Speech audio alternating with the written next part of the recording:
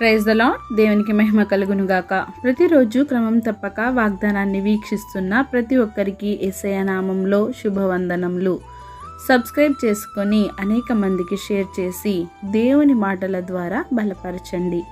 ఈ దినమునకై ఏర్పాటు చేయబడిన దేవుని వాగ్దానము యెషయా గ్రంథము 60వ అధ్యాయము 22వ వచనము. యెహోవానగు నేను తగిన కాలమున ఈ కార్యమును త్వరపెట్టుదును.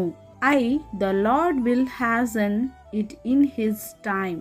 ఈ కార్యమును త్వరపెట్టుదును అంటే ఏ కార్యమును తగిన కాలమున జరిగింతును అని సెలవిస్తున్నారు. ఈ యెషయా గ్రంథం 60వ అధ్యాయంను మొదటి నుండి చదివినట్లయితే చీకటిలో ఉన్న, ఒంటరిగానున్న, దుఃఖములో, అంధకారంలో జీవిస్తున్న జీవితానికి దేవుడు పలికిన చక్కని ఆదరణ వాక్కులు. ఆయన కార్యములు ఎట్టివో, అవి ఏ విధంగా ఉంటాయో వివరించిన మాటలు.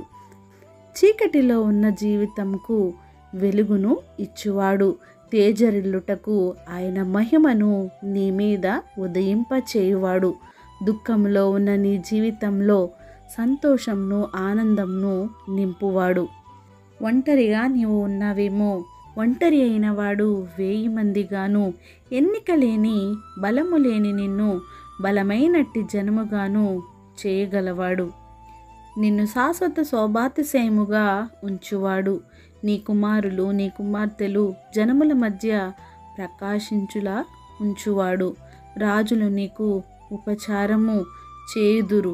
నీవు నీ జీవితంలో ఏ కార్యము కొరకు కనిపెట్టుచున్నావో, ఏ కార్యములు అయితే ఇక నా జీవితంలో జరగవు అని నీవనుకొనుచున్నావో, అట్టి కార్యములు నీ జీవితంలో తగిన కాలమందు జరిగించుటకు నా దేవుడు ఎంతైనా సమర్థుడు, చాలిన దేవుడు, శక్తిమంతుడు. ఆయన కార్యములు ఎవరునూ వివరించుటకు సరిపోరు. అవి అద్భుతములు, ఆశ్చర్యములు. మనం ఏవి అయితే జీవితంలో ఇంకా జరగవు అని అనుకున్నప్పుడే అవి జరిగితే కనుక వాటినే అద్భుతాలు అంటారు, ఆశ్చర్యాలు అంటారు. అందుచేత నీ దేవుడు నీకు తగిన కాలమందు ఆయన కార్యములను జరిగిస్తాడు. ఆయనే ఏ కార్యములు అయినా చేయగల సర్వశక్తిమంతుడు అని నీవు నమ్మాలి. ఈ మాటలు నీ జీవితంలో ఫలించాలని ఆశిస్తూ చిన్ని ప్రార్థన. సకల ఆశీర్వాదాలకు కారణభూతుడా, సర్వశక్తిమంతుడా, సర్వాధికారి, మీకే వేలాది లెక్కలేని స్తుతులు, స్తోత్రములయ్యా. ఎవరైతే ఈ వాగ్దానాన్ని విన్నారో, వినిన వాక్యాన్ని వారి హృదయగదిలో భద్రపరుచుకొని వాక్యానుసారంగా జీవించే జీవితాలని మా అందరికీ దయచేయండి దేవా. దినదినము మీరు మాతో మాట్లాడుతున్న విధానాన్ని బట్టి మీకే వందనాలయ్యా. తగిన కాలమందు గొప్ప కార్యములు జరిగించే మా యేసయ్య మీకు వందనాలు తండ్రి. నాయనా, ఎవరైతే ఏ కార్యముల కొరకు ఎదురు చూస్తున్నారో వాటిని వారి జీవితంలో ఎవరైతే ఇంకా ప్రార్థన అవసరాలు కోరారో వారందరి అవసరతలను, అక్రతలు తీర్చి సమస్త ఘనత, మహిమ, ప్రభావాన్ని మీరు ఆరోపించుకుంటారని యేసుక్రీస్తు పరిశుద్ధ నామమున ప్రార్థించడి వేడుకొంచున్నాను మా తండ్రి. ఆమేన్.